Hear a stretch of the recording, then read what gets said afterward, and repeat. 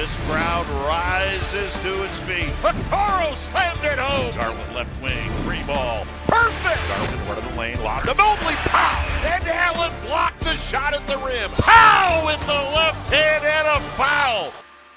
Welcome to the Chase Down Podcast, part of the Cavs media family. I'm your host, Justin Rowan. The Chase Down is presented by Fubo, the official streaming partner of the Cavs. Watch over 350 channels of live sports and TV, including FanDuel Sports Network without cable. There's no cost and no commitment. Try for free at FuboTV.com/Cavs. The holiday season is over. I hope you guys all had a terrific time. We are getting back to Cavs basketball. While the Cleveland Cavaliers probably should have been playing on Christmas, they didn't. But Boston gave us a gift anyways by taking an L and giving the Cavs a 4-game lead in the Eastern Conference. Joining me today is my co-host Carter Rodriguez. Carter, how you doing, buddy? Doing good, brother. I am deep into the holiday fatigue at this point. Every time I look at my house, I just see piles of toys that we haven't even opened yet, and it's oh brother. Oh, poor you. You got so many gifts, so many material things. I didn't get so many gifts. Let the record show. That's fair. You're flexing on us a little bit, though. You know what? Your gift to me is your presence. It's being here on this podcast. It always feels like a treat being with you. It always feels like a treat, being here day after Christmas. A whole bunch of people tuning in on the YouTube. We really do appreciate you guys. Make sure you like, subscribe, click notification bell, leave comments to help the algorithm. We really do appreciate you guys. We appreciate those listening via podcast. And the vibes just keep on rolling, man. The Cavs are 26-4 through 30 games. Just an absolutely insane start to this season. Win over the Utah Jazz. Maybe a little closer than you would have expected. I didn't have that marked on my bingo card as a clutch time game for the Cavs. But despite the fact that Utah kind of made it a 1 and 2 possession game late, it still felt like the Cavs were in control throughout, and they got it done with a pretty good team effort from the starting lineup on that night. Yeah, well, just to quickly hit on the 26-4 thing, I did some digging. Just looking at some of the great teams in NBA history, the 96 Bulls, who of course went 72-10. They started out their year 27-3, right there. The 2016 Warriors started out 29-1, which you really do forget how insane that 73 win season was. No idea why we forget. And then of course the 09 Cavs, who hold the franchise record for wins at 66. They started out, you guessed it, 26-4. So really, yep, they are right there with the best teams in the history of the franchise. Which I think you knew without looking that up, that they were right there with the best teams in the history of the franchise, at least in terms of regular season success up to this point. But it's really, really fun to see. With regard to the Jazz, yeah, I thought they gave them a game. It was they made them work for that win. Yeah, Utah played well. Like honestly, they played well. Like sometimes when the Cavs play against the middle of a pack opponents, I know we touched on this on the last podcast where, the Cavs have an elite offense and defense against the best and worst teams in the league. But when you get to kind of that middle, it gets a little sketchy at times. They don't always take it very seriously. I thought Utah just actually came out and gave a really good effort. Obviously, the Cavs were lacking a little bit of size with no Dean Wade in the lineup. You're missing Isaac Okoro for some perimeter defense. And I'll say, watching that game, I thought the offensive rebounding woes were a little overstated. Like people brought it up, but a lot of those rebounds, like it was 6 or 7 on one possession that accounted for 2 second chance points. And, like it's very frustrating to watch those stretches. But at the end of the day, it's not like, okay, you're giving up a second chance opportunity every trip down and the other team is scoring a bunch of points off it. But I thought Utah's size gave them trouble at times. And I thought that they just played very hard. They played a very good game. And, the Cavs, who listening to some of the post-game interviews were waiting for a close game, were waiting for an opportunity to play a little more minutes. Maybe that contributed to them playing with their food to some extent. Yeah, I don't know if they played with their food. I mean, I think this with Okoro and Wade out of the lineup, and it's pretty clear that Kenny isn't ready to trust Jalen Tyson in big minutes, given that Sam Merrill got the start. You're starting a 6'1", 6'2", 6'4", point guard, shooting guard, small forward against a team who is playing a 6'2", 6'3", 6'2", 6'6", 6'11", with Micah Potter at the 4, who's also a 6'10", 6'9", 6'10" player. So just a lot of big dudes on the floor. And when that's the case, like, unless you're in perfect position on the box out, you're gonna just get jumped over a lot or moved out of the way a lot. And like, I do think that they got beat up a little bit physically. I think anytime one of Dean, Evan, or Jarrett misses time, the size issue can kind of pop back up for this team. Yeah. Where, I think when healthy, I don't think they really have a problem with their size. But, they're one bit of foul trouble or one rolled ankle away from it kind of at all times. And I thought the Jazz played a really, really good game. They also shot the cover off the ball. They hit 19 threes on 44 attempts, which is really, really good. And they just took advantage of every opportunity. Can I say a brief aside that is for nobody but me? I don't get how Svi Mykhailiuk just never gets a roster spot. He's always fighting for his life. And every time I watch that dude play, he hits 2 unbelievably difficult threes a game. He's pretty big. He's got like a decent floor game. I'm a little surprised he's just like perpetually fighting for his NBA life. I don't get it. The shooting's a little inconsistent, and there's not a lot else he's bringing to the table. Like there are quite a bit of defensive issues, and he's been banged up quite a bit throughout his career too. So when you don't have kind of an elite skill that you're bringing to the table, and you are bringing availability issues to the table, that starts to become a little difficult. And I got to watch a decent amount of him when he was playing with the Raptors, and it just didn't really make the most of the opportunity. But it's the classic seems to have nice games against my favorite team kind of player. Yeah, which that can go a long way to forming an impression. But I think you're on the money. Especially when you're in a situation where Isaac Okoro's out of the lineup. He's been doing a better job rebounding. Max Strus still on a minutes restriction, even though he contributed 6 in his 21 minutes. You're susceptible to that when you play a really big team. And typically when you see these games throughout an 82-game season where a lesser team is able to hang around, they're usually either A, winning the physicality battle and getting extra possessions, or B, shooting the hell out of the ball. And they were C, both, when it came to the Cavs. And I think that's the nice thing about this Cavs season is we actually have had a decent amount of kind of those shooting variance games where another team just kind of goes off. And you just don't feel it the same way that you did in the past. Well, you don't feel it because the Cavs are always right there with them. Right. Whereas in the past, it felt like the math issue was catching up to them, which, it's funny because for the most part this season, they've taken fewer threes than they did last year. They're just so much more proficient with it. The offensive execution is just at such a higher level. They are generating consistently good shots, and it doesn't feel like they are struggling in the mud to generate good offensive looks. So, well, I feel like with a team like Boston, the way you want to beat them is, one way to beat them is they have a bunch of guys who are pretty good shooters, but not a lot of great shooters on the floor. I mean, like maybe, White, Drew, Tatum, even Horford, all those guys can have an 0 of 8 night, right. And they generally win by just enough guys are hitting that it's okay. Whereas I feel like the Cavs, they just don't have any dudes who aren't good shooters that take a lot of attempts. It's really just Evan and Karras historically, right?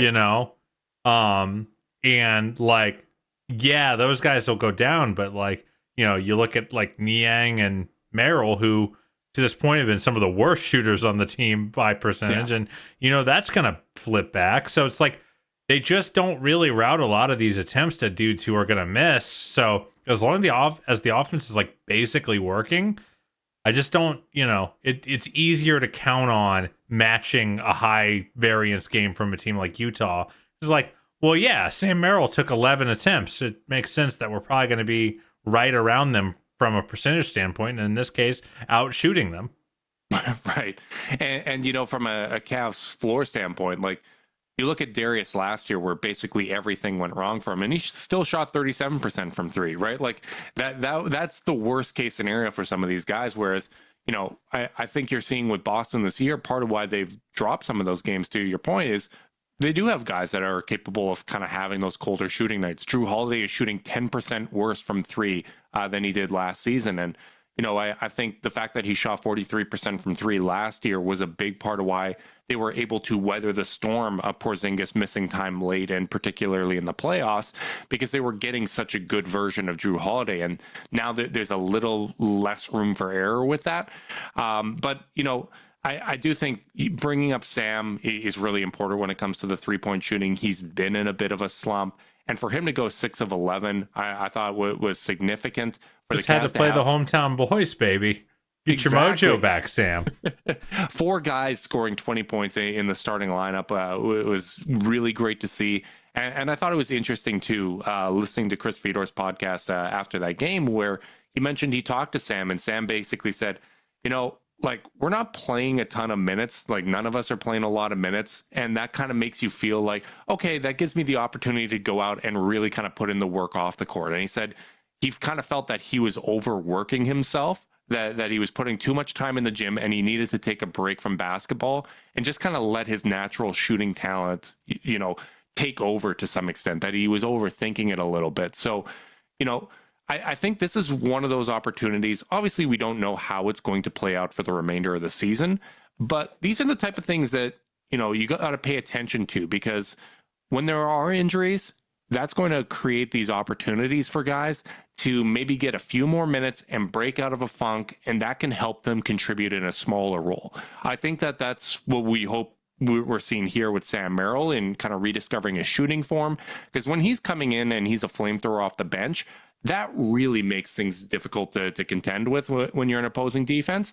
And I think we're also hoping the same thing with Isaac Okoro. Now, obviously, there's the injury bug that's kind of thrown a wrench into that. But I think to start the season, it was clear that he wasn't fully comfortable in the offense. He hadn't found his footing with the team early on in the year. And I really do think that the time that he had as a starter and just kind of understanding the context where he fits in with the team, I think the hope is that continues even when Max Strus is starting down the road. Yeah, it's definitely a challenge that all these kind of role players are going to have to solve for. I really liked that he kind of just took away a step away from all the work. I feel like we've made this comparison before on the pod, but I always feel like 3-point marksmen and golfers have a ton in common. There's a reason a lot of them are really good golfers. It's because, the precise movements, the obsessive focus and repetition and routine. And I think we've all seen golfers that are just constantly tinkering with their swing because it's not, perfect. And bearing in mind that Sam also had ankle issues to start the year. Yep. Where the wrist. And wrist issues. And I mean, talk about like the worst thing Sam Merrill can have is a wrist injury.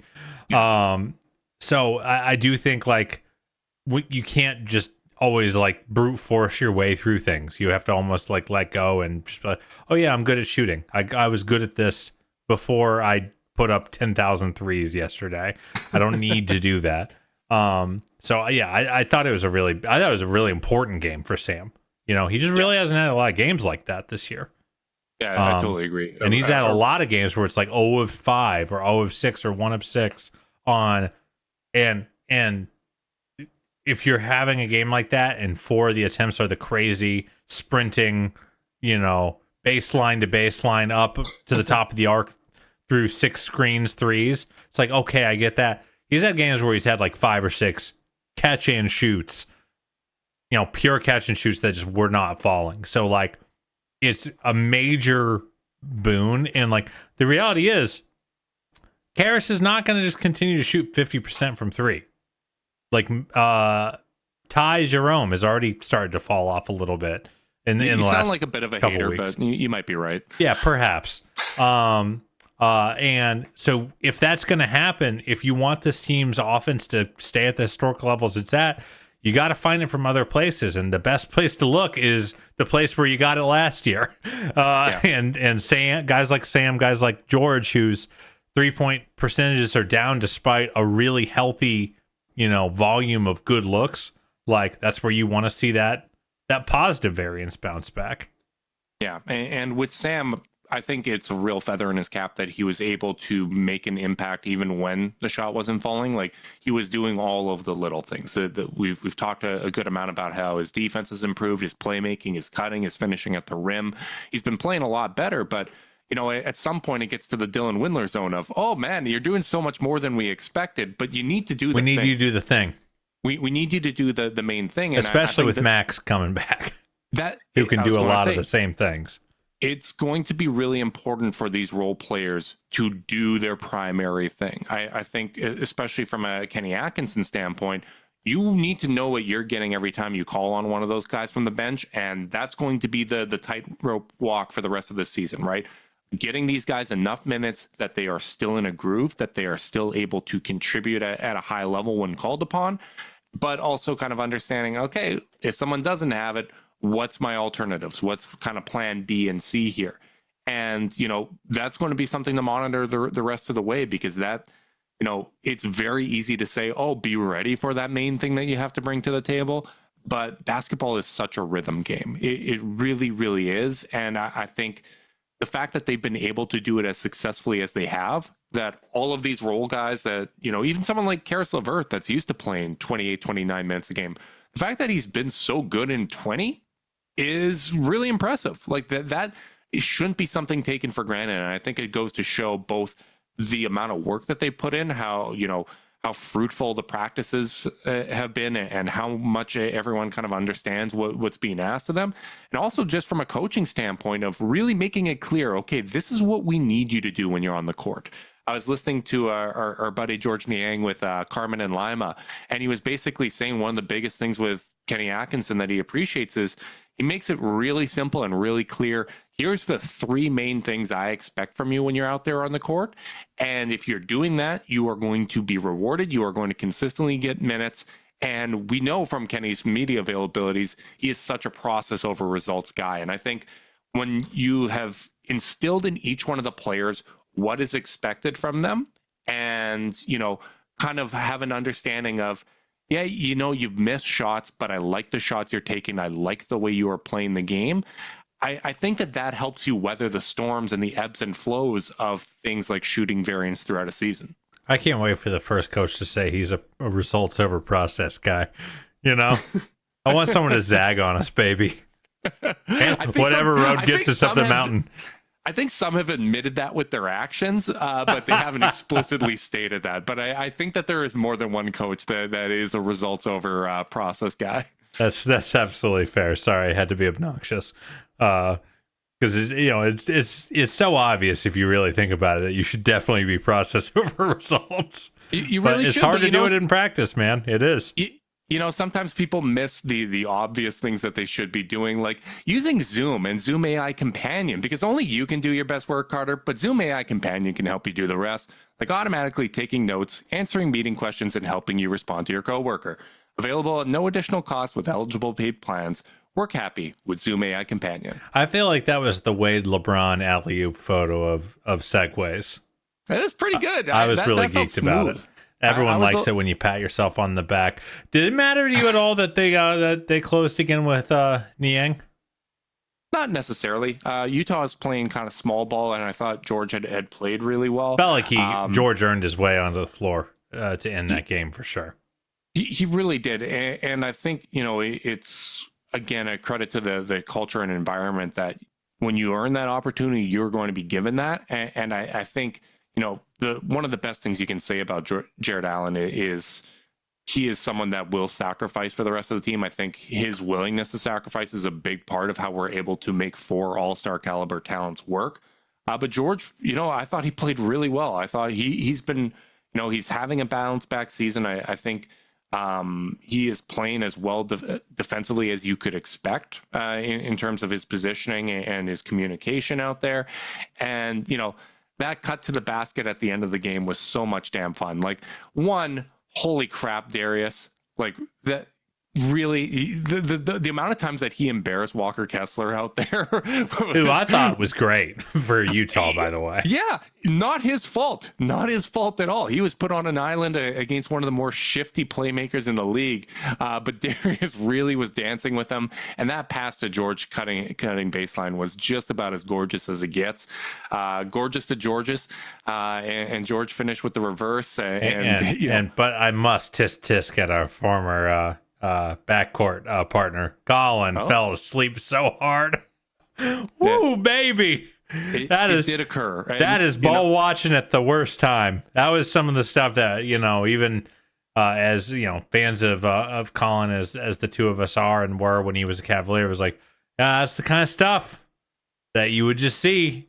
Yeah. And the funny thing is, like, just to touch on Sexton for a little bit, like, he has remained and he has improved in his efficiency as a scorer. He has increased his volume as a 3-point shooter. I think he was like 4 of 10 or something like that on the night. Like, he is a very, very efficient scorer. And I think sometimes that falls under the radar.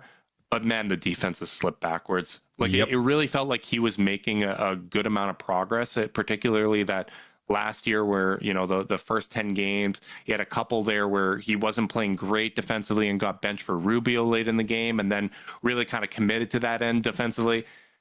I think it just kind of goes to show when you're on kind of one of those lotto situations for a while, like it can kind of have a negative effect. And that's it was the worst defense in the league, the Utah Jazz. It's one of those reasons why I continue to say, yeah, like, if we didn't trade for Donovan Mitchell, there is a world where Evan Mobley is going to be getting a lot more touches earlier on than he got. But I still think developing and learning how to be assertive and finding your spots on a winning team in a winning situation, that is more meaningful development. It's not look at the dudes from Boston. Come on. Tatum and Brown have been going to the conference finals since they were rookies, and it's been... Yeah. And I would be thrilled to have any of our players have that kind of development curve. And sometimes I think it just doesn't get talked about in the right way from a media standpoint, where so much of the discussion comes with the box score stuff. And, let's even when you talk about a team that's loaded with prospects, sometimes you'll hear, okay, well, like, you got to move one of these guys out so that they can get more shots and really kind of showcase their talents. I really think, and especially in this new CBA where it becomes harder to make moves and it becomes harder to, keep a lot of talent, like, finding ways to get the guys that you have to work off of one another and developing a deep team that plays for one another. I think that is going to be, the model for team building. And I really do think what we have seen from Evan Mobley and Darius Garland the last couple of years, yeah, Darius and Mobley were hurt last year, but I really do feel like both of them have become better players because of the situations that the team has been in since adding Donovan Mitchell. I always talk about, the value of an autopsy. And sometimes when you're on these really, really bad teams, it's almost like too much blunt force trauma. It's like when you're watching like one of those crime procedurals and it's like they found a floater and they're like, forensics isn't gonna be able to get anything off this one, it's like, it's bloated. You can't, all the DNA is messed up, like there's nothing we can do. Sometimes it can get so ugly, and we've had Cavs teams like this that where the results are so bad that it's really hard to come in and identify what went wrong and what parts of you led to that at an individual level. Whereas I feel like with the Cavs, their failures have been on a bigger stage because they've been better than we thought they were going to be. But like, there is that immediate, like, okay, we got punked in this we were a good team, but we got punked in this very specific way. Or we very specifically couldn't do this skill, so we have to go supplement. Like it's just a more focused autopsy in the end, and you get really good data out of it. If the rest of if your whole body is working well and you have a problem with your liver, well, they can really focus in on the liver. They're not trying to sort through 12 other symptoms. And I think there is just a lot of value in growing on a good team, even if it feels worse sometimes at an individual level through that process. Yeah, and the flip side of that is failing when you're under a microscope, which 29 teams fail at the end of the day, right? Like there's only one championship, but when you fail under a microscope, that can be a make or break moment. But I think sometimes pressure testing is the best way to find out what you have, right? Like some guys aren't going to be built for it, and you have to I think you have to have a lot of confidence in what you are doing from a team building standpoint. I think you have to have a lot of confidence as a player. Like there was a lot of outside noise when it came to this group. And, especially in today's media climate, you lose and you don't play well in a loss. So much of it gets reduced to, okay, do you have winning in your DNA? Do you it's a genetic trait on whether or not you're a winner or a loser, when we know that's not the case. We know coaches, we know players, we know everyone either gets better or worse. It is a fluid situation. And like you said, when you are put in these pressure situations and you're able to kind of look at, okay, where have we struggled? You're able to make that growth moving forward. And one of the areas that I think I've felt that the most this year is how the Cavs have performed in the clutch compared to the baby. Past. The Cavs that went over Utah. I think that's expected, those clutch minutes. But overall in the season, they are 11-2 in the clutch. They have the best clutch offense in the NBA with a 155 offensive rating. Absolutely absurd. They have the number 5 clutch defense with a 104 defensive rating and the number 1 net rating at +51. Next closest is Orlando at +31. The interesting thing that I wanted to bring up, though, Carter, is we had always talked about the pace in the clutch. We had talked about how we felt that they were letting the clock run down way too late, and basically they were able to run one action. And if a defense blew up that one action, they were not getting a good shot. I find it interesting that last year they were ranked 28th in pace in the clutch. This year they're 27th. Now, the thing that I want to kind of use to contextualize that is their pace this year is 98. So if you were playing a game, 98 possessions, which is only 2 possessions slower than their pace overall, which is 100. Last year was 95. So it is quite a bit quicker than last year, but just kind of within the context of, how teams are playing in the clutch, it's ranked low, but I don't feel like they're playing slow. And I think some of this is because a lot of their clutch minutes have been playing with a lead. Yeah, I think that's fair. Also, I mean, just a holler, small sample size alert. They've only played 39 minutes in the clutch this year. Last year was 154. The league leaders, by the way, the Sacramento Kings at 74. So they are about half. They're 23rd in the league in terms of clutch minutes. You want to venture a quick guess as to who has the least? Ooh. The answer will Washington be Wizards? Correct. The answer is so obvious. They've only played 8 minutes of clutch time this season. Oh, man. If you can believe it. All three of their wins featured clutch time. Yeah, but 8 minutes total across 8 games. So it's just yikes. But yeah, I mean, here's the reality, man. And the one thing I will push back on just from your kind of framing of this is like you mentioned, like, hey, I get it. Against the Utah Jazz, you would expect to win.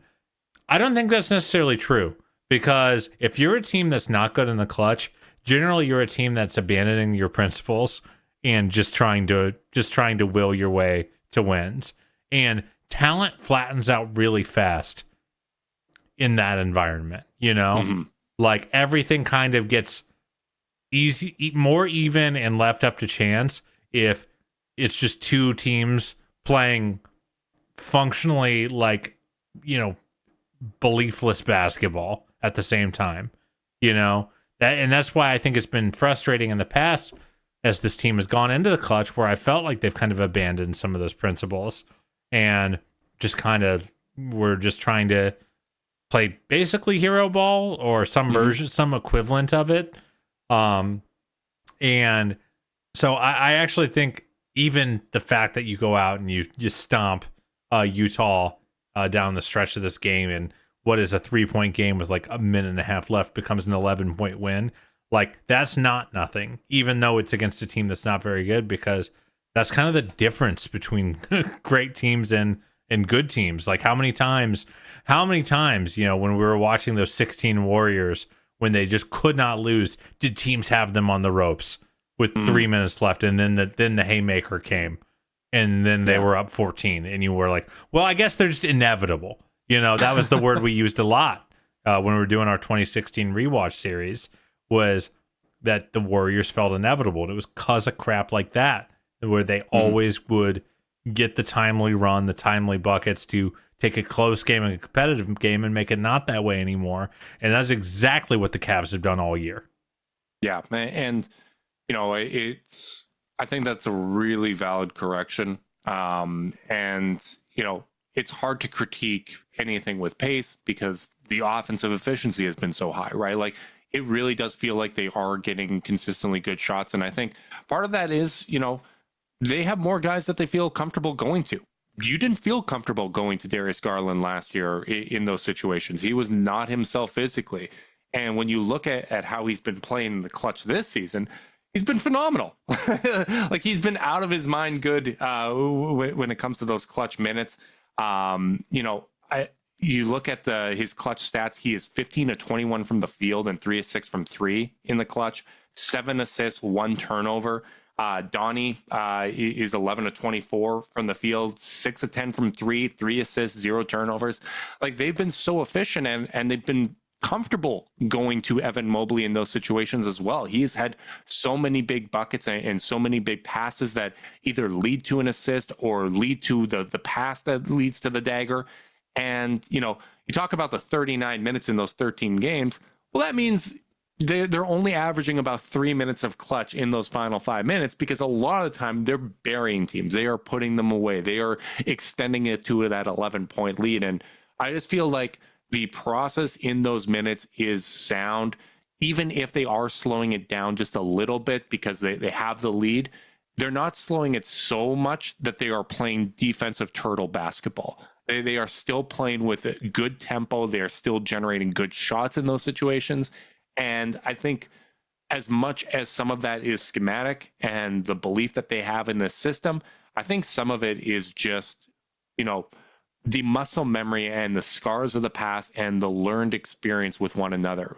When you see the best teams in the league, when you see some of the best basketball, prettiest basketball that you've seen, it's always teams that have had some element of continuity when it comes to their core guys. Even that 2016 Warriors team, those guys had played together for a while. The Spurs, when they were playing beautiful basketball, it was a while. I think back to the Miami Heat, their first year together. Wasn't pretty because it took some time, but, you know, you get to the 2-3 years later, they're playing great basketball. And I think that's one of those things where, you know, that second nature understanding of where one another is going to be on the court and the collective belief that they've built this season, I think that's where it really pays dividends. Yeah, man. And, you know, again, this is where you just got to give credit to the front office and even all the way up to the ownership group, where most teams, you know, it's easy to say, give guys time together, but not everyone and not every group is worthy of keeping them together. You know, there's a reason. Yeah. It's not just like every single front office in the league has an itchy trigger finger and they just get bored like me after 5 games of a 2K franchise and want to start changing it up. Like, I think there's probably a little bit of that, sure, but like a lot of it is you're constantly deciding who gets to hang with you, you know, right, long term, both in terms of what you're willing to pay them, whether you even just want them around long term, whether you can trade them for an upgrade. I mean, this was a very trade happy front office for 3-4 years, and the last 2 has pretty much stopped. Yeah. So, you know, it's a constant battle of trying to figure out who's worth sticking to. And clearly this Cavs core, this group of 8, 9, 10 rotation guys has proven that they're a group worth sticking with, and like the team is really reaping the rewards. But we've certainly seen teams that have hung around too long. Some of those last couple year Lob City Clippers teams were like funeral marches, where they were so clearly over each other. So it's a delicate alchemy. Miami Heat. Yeah, you're telling me. And so like it's a delicate alchemy here, and I think the Cavs front office gets a lot of credit for making those calls. Yeah, and I think part of it too is just the various streams that they've used to improve the team, right? Like it wasn't always obvious that adding Max Strus and George Niang last offseason and Ty Jerome, like with Jerome getting hurt, with Niang having a down season, and Max Strus basically being asked to do too much because of the situation with the point guards, how good those moves were wasn't apparent right away, but they had confidence, right? They had confidence in the process of what they had added. They understood the value of adding shooting to what they already had in a very successful season in 22-23. And, they were stuck with it. And then you go beyond that and you look at the internal development, not only of, the young players that they've drafted highly in Darius Garland, who's improved a ton, Evan Mobley, who's improved a ton, already has made 27 threes this year. His previous career high in a season was 23. He's improved a ton. Isaac Okoro has improved a ton. You look, the last 3 calendar years, Carter, Okoro is shooting over 39% from 3. Like, that is a guy that has put in a ton of work. And I will continue to bring this up anytime we talk about his development. He is the same age as Evan Mobley. Like, he came out a little early, and I think sometimes that's been overlooked. But that's a guy that's now done it for 3 years and has really grown into a well-rounded 3-and-D player.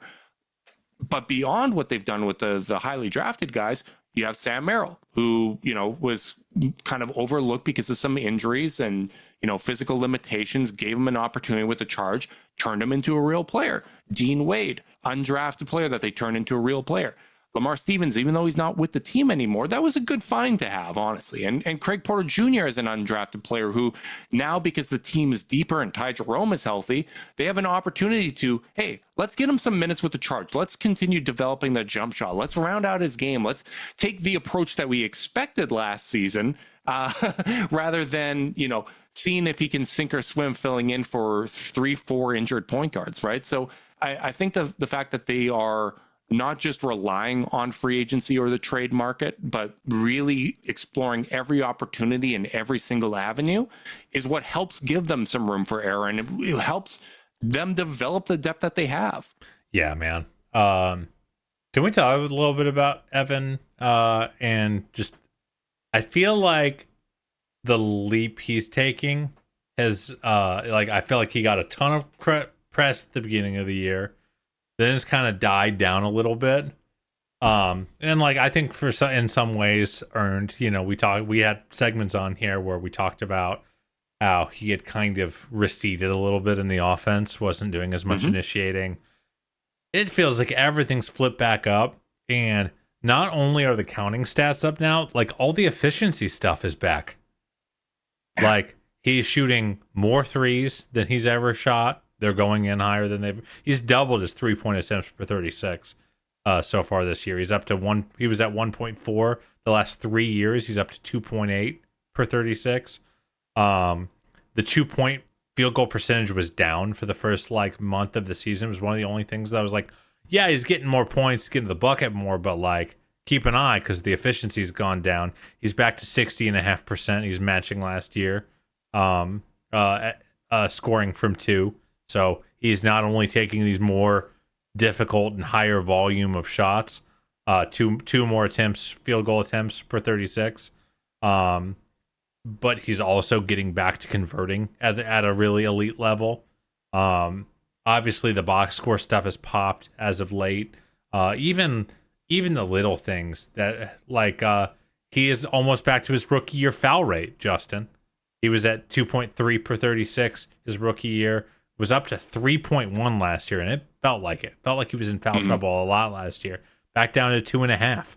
Like, it just feels like everything is coming together for this dude. And he has after like that like month of like kind of quiet, good still, but maybe quieter good, feels like he's back to like, damn, is this guy like the best player on the team? My God. Yeah, like you're on the money.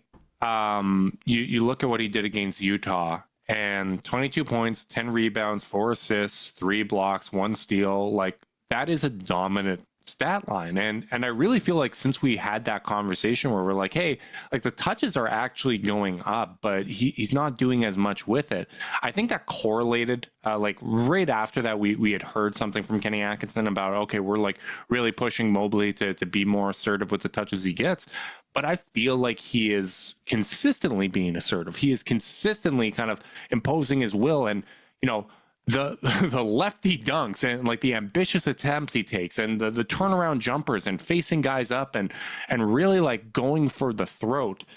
I feel like there's more and more confidence in his game. And, you know, you can see how much the team feeds off it as well, how much they're giving that positive reinforcement anytime he's doing that. And I got to say, like, I would say it's my biggest surprise through 30 games is just where Evan Mobley is at right now. I thought that he was going to take a step forward this year, but this has been a legitimate leap earlier than I expected. Where he's at now is kind of like where I hoped he would get by mid-April, because he's always gone better throughout the year. He's always kind of had that, all right, you know, mid-January, he's starting to take a leap. He's adding things to his game. He's being more assertive. He's already kind of where I realistically hoped that he could get. And if he continues that trend and takes a further step, and the stuff that we are seeing, you know, in more consistent flashes, these high watermarks become more and more frequent, and, you know, the lows become even higher, that really opens up possibilities for the Cavs. That is the version of this team that is a contender. But right now, like, he has to be in that conversation for one of the best big men in the league. He is, you know, you look at someone like Rudy Gobert that's made all-star teams and all NBA players or all NBA teams averaging, you know, 16 and 10. Evan Mobley's that level of defender while being a more dynamic playmaker, while being able to initiate for himself, while putting up larger stats. Like, we are talking about an all NBA talent. We are talking about a franchise level talent when it comes to Evan Mobley. And I don't know about you. I feel like we talked about this in the past, but I feel like there's a learning curve for me as an analyst when it comes to talking about a star big and how they can impact the game. Because in my time being a Cavs fan, there hasn't been an Evan Mobley archetype. Like, no. the you know, like Tristan Thompson, really easy to understand and contextualize. Even Kevin Love as an all-star level talent, we can understand that.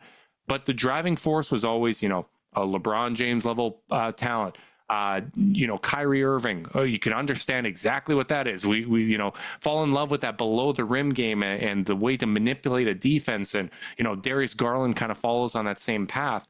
I think for myself as a Cavs fan, and, you know, I think it's a sentiment that some might share as well. I think that there's a learning curve, learning to play or learning to watch and be a fan of a dynamic big that can create for themselves and others and be a secondary playmaking hub. And, you know, you see it with other teams, but it's a totally different thing when you get to watch a guy like this for 82 games. I think it's also just different because Evan, in a lot of ways, is kind of a throwback big, you know? Like, there's a reason I like the Duncan comp so much, in the sense that he can dominate a game without needing, like, the eye-popping box score at the end of the game, you know? 22, 10, and 4 is not going to lead, you know, Sports Center. But, like, when you watch, you go, oh, he owned that game. He controlled that game thoroughly for huge stretches. And, like, you know, so I think there's even a difference watching a guy like him and watching a guy like Jokic or Embiid, who are singular in their own way, but they also are, like, running point guard. You know, Jokic in a lot of cases is running point guard. You know, he's doing a lot of the stuff we saw LeBron do, you know, in terms of, like, his literal role. Like, Evan is almost, I know, like, it's funny because he obviously gets the unicorn tag, but in some ways his impact on the game is more archetypal. I am going to defend at a really, really high level. I'm going to make connected plays. I'm going to use my length to finish over guys. I'm going to duck in the right spots and get easy buckets. Like, in some ways, he is more of an archetypal big than some of these other his fellow unicorn peers, even though he can do all that stuff too. I just don't think I think that's almost like the cherry on top, whereas the baseline stuff is kind of what makes Evan special, and it's also kind of what made a guy like Tim Duncan special. It wasn't the splash stuff, it was the every single possession stuff. Yeah, it really does that make sense? It does, and he's a throwback power forward in a lot of ways.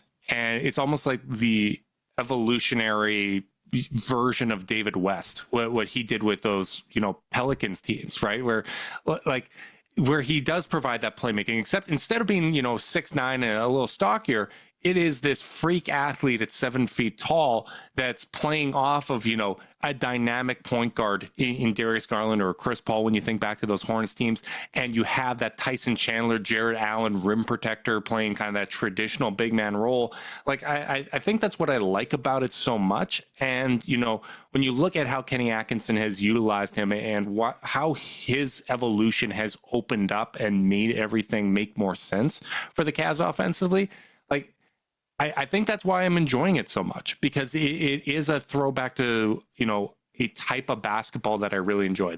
Those Hornets teams were one of my favorite teams to watch. I loved that version of Chris Paul. I was rooting against the Spurs and hoping to see that team have success. And when, you add an element of a Donovan Mitchell to that mix, it is just a totally different ball game. But, getting to understand what Evan Mobley is capable of has been a really fun journey. And I think the best part about it is you can tell he's learning what he's capable of too, right? He's starting to get that hunger. He's getting, this is going to sound ridiculous because we're talking about basketball, but he's getting that taste for blood. When he exposes someone and he dunks on them, or, he crosses them up and hits a fadeaway jumper or turnaround or whatever, you can tell he's like, oh, I liked how that felt. I'm going to go at them again. And I think, it's part of what makes the Cavs special, that they recognize that when, oh, Donovan's got it going right now, we're going to feed him. Evans, he's feeling himself a little bit. We're going to keep getting him the ball. Darius is feeling himself. Let's get him the ball. They really like that. And it's that collective aggressiveness and how they feed off of it that I think makes this team so special. Yeah. I mean, you're absolutely right. He is figuring things out. He is learning what he can get away with. In the end, what he can play with. And you mentioned David West, and I think every time I'm getting a little off topic here, but as you were talking about this, I always go back to what do I angst about with this team? What are the things that you'll hear some people say about a team like this that doesn't have a top 5 player on it as of now? You don't have a Jokic, you don't have a prime LeBron or anything like that. And sometimes you'll see people kind of compare this team to that Hawks team that won high 60s under Budenholzer. And I think the second you can certainly find some comparables, but then you just go, but they didn't have Evan Mobley. They didn't have Donovan Mitchell. They didn't have Darius Garland. They just didn't have this top end talent that wasn't even close to, I think even at the time, even the biggest Hawks fan would have told you that Jeff Teague, current Cavaliers assistant Damari Carroll, Kyle Korver, Al Horford, Paul Millsap, they're never going to play better than this. This is the fully actualized version of these guys.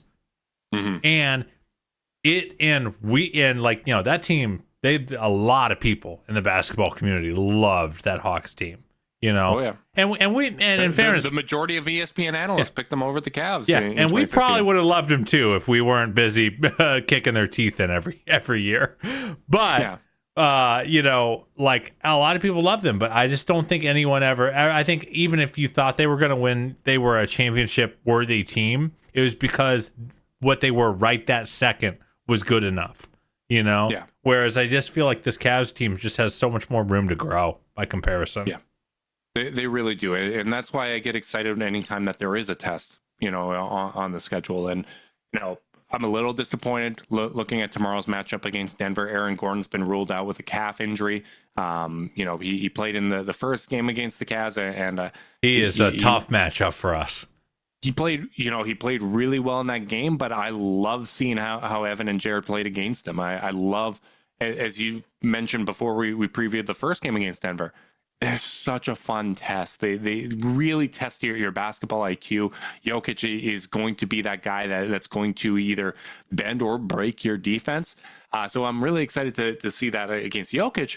But I think there's a lot of interesting matchups when you talk about, you know, the bigs that we're going to see on this West Coast trip, because, you know, Mobley's going to go up against Jokic. He's going to go up against Draymond Green. He's going to hopefully go up against Anthony Davis, who had an ankle injury on Christmas, but did say he was going to play Saturday. So that, you know, gives us some confidence that he's going to play. And, you know, Dallas, I don't really measure Evan against PJ Washington, Derek Lively. But, you know, they are a good defensive team. So how he does it against these good defenses and against, you know, very strong big men, that's going to be interesting. That's one of those things I'm really looking forward to when it comes to this West Coast trip. Yeah, one thing I'll note regarding the West Coast trip, that and specifically the Denver game, even though the Cavs haven't played for 2-3 days, they didn't travel till today because you know, Christmas. It's you know, makes perfect sense, but you know, ideally, you know, I think in a non-holiday situation, you're getting there maybe a day earlier. You're getting some acclimation in. You know, they're going to be probably sucking wind at different points in this game. Making excuses already. No, not I'm making so excuses. Proud of you. I just thought so it was proud noteworthy because I was keeping my eye on when they travel. Because obviously it's just a weird spot, you know. Though they really should be well rested, for sure. You know, also noticed Isaac's on the trip, which I thought was nice to see. Obviously, don't know what that, you know, he's already been ruled out of this game on Friday, but you know, I think we're right at the 1 week mark since the injury was announced. You know, I think the original statement from the Cavs said he would be reevaluated after 2 weeks. But I mean, I thought it was at least a nice indicator that he's not too banged up. Yeah, I forget who the beat reporter was. Maybe I'll just give a blanket shout out to Fedor, Ethan Sands, and Danny Cunningham. But noted that in practice, Isaac was doing shooting drills, kind of free throw line extended, and working on a ramp up already. So you know, that was nice to see. Obviously, you know, I don't expect them to come back sooner than the timeline, and I expect them to take a cautious approach because they can afford to do so. But you know, I think that's one of those things where, you know, his arm's not in a sling when you see him on the sideline, and that gives you some confidence about, you know, the severity of it. Yeah, I mean, and again, this is where this weird Cavs schedule that is, I mean, one of the lightest Decembers I can ever remember, in a lot of ways. Though obviously they're making up for it a little bit with a couple of 3 and 4s to close the year, you know, between the Milwaukee Philly one and obviously the Golden State LA one. On the road at the end of the month. I think we have 2 days on both sides of the Warriors. LA. You are right. So sorry, just back to back, a normal boring back to back. But like, yeah, I mean, it's just been a light December, so some of these injuries just don't feel quite so bad. Where, oh man, you know, you hear a guy's gonna be out 2 weeks and then be reevaluated, like, oh, he's gonna miss 12 games. You know, it just feels like he's gonna miss a trillion games, and it's like, well, we've played 3 games since Isaac was announced to be out. And we'll play 3 more until we hit the next week. So definitely good to see him on that road trip.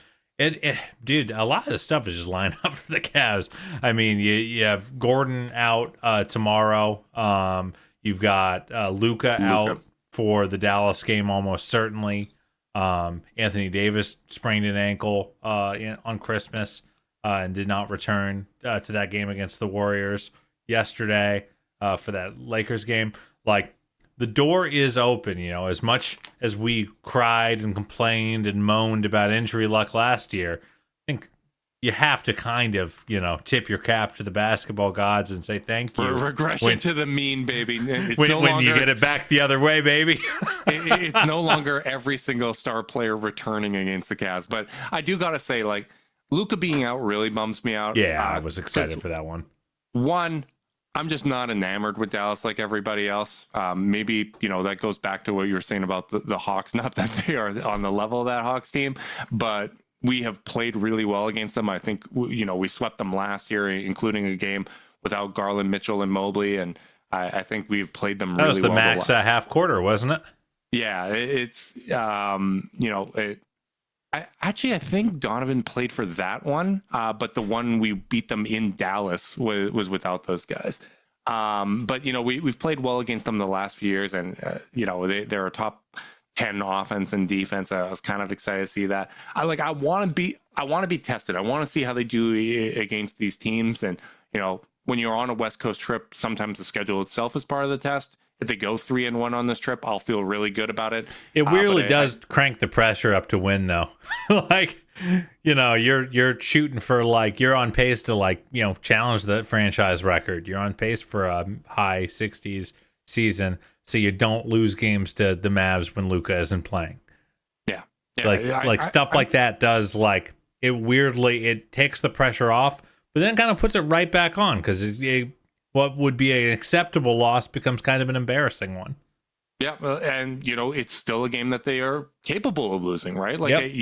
Any game out of 82, you can certainly lose. And Dallas is still going to have a very good defensive team. They're still going to have a very dynamic offensive player in Kyrie Irving. In all likelihood, it's these things can happen. So I think, as I said, if the Cavs go 3-1 on this road trip, I'm feeling great about that. I love the fact that we have a 4-game lead over Boston already. That gives you a lot of breathing room. But if they can do better than that, we're now in that stretch where we discuss what's realistic for a week or two, and what we'd like to see from kind of a schedule standpoint. But we've been doing that all year, and they've exceeded those expectations. Every time you have a 2-week stretch where you exceed expectations and you have a clean sheet and you don't add an L to it, it just it makes the possibilities of what this season win total can be. It just continues to accelerate. Yeah, I mean, I've moved my goalpost 10 times on this thing. Mm-hmm. Man, that 4-game lead, those 2 consecutive losses for Boston were huge.